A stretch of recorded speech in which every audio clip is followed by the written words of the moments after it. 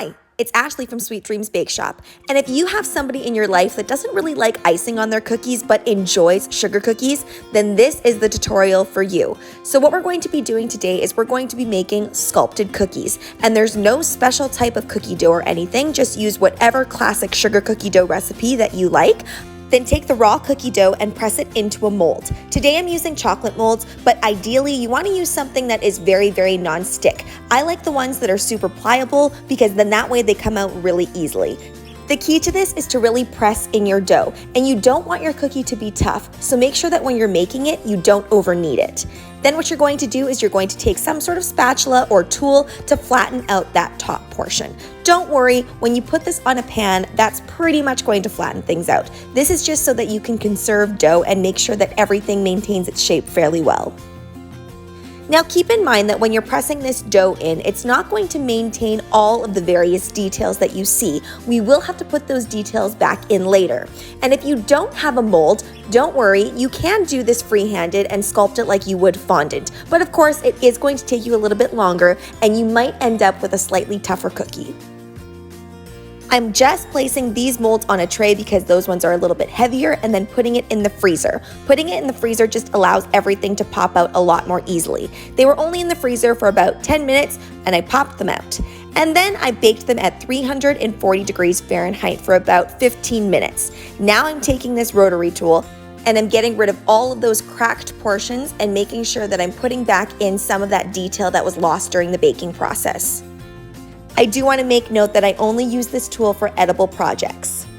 Have no fear though if you don't have this tool. There are two ways that you can actually maintain some of the detail. Firstly, you can freeze it for a lot longer. So after you've unmolded them from the first freezing, then you can pop them in the freezer for a little bit longer so that it maintains its shape even better. And then if that still doesn't work out for you, you can always scrape away at it with cake tools. Whenever I'm putting color directly onto cookies, I do like to use my airbrush color. Sometimes I find the petal dust just picks up too many of the cookie crumbs.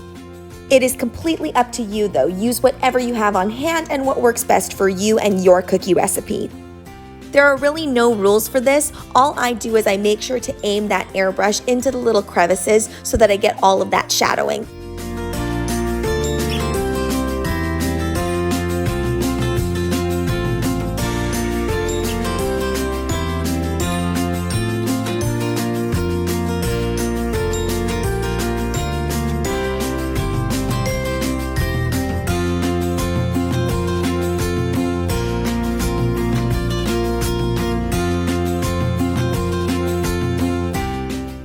At this point, the shells look a little bit too perfect, so we want to add that little bit of realism. So I'm going to be adding in just straight onto the cookie some white food coloring.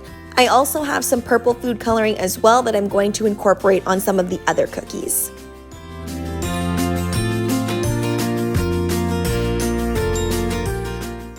Seashells can be an array of colors, but I went with a kind of orangey red palette with hints of purple. The white really helps to brighten things up. And I also find that some seashells are kind of imperfect with their patterns, so they tend to have little white spots or little purple imperfections.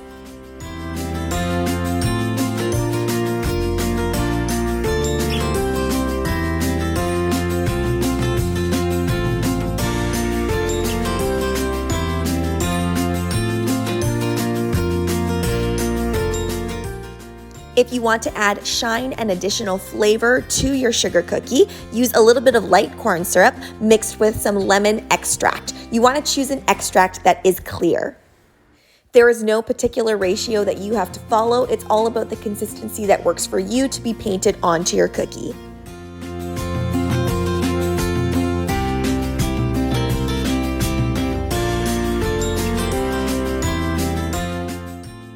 You can use all of these same techniques to really create whatever sculpted cookies come to mind.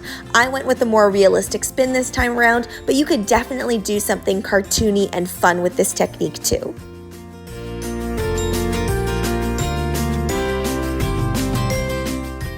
Thanks so much for watching, guys. Don't forget to like, share, and subscribe so you can be part of the Sweetie fam. Right now, I'm uploading daily, so make sure you hit that notification bell so you know when I upload.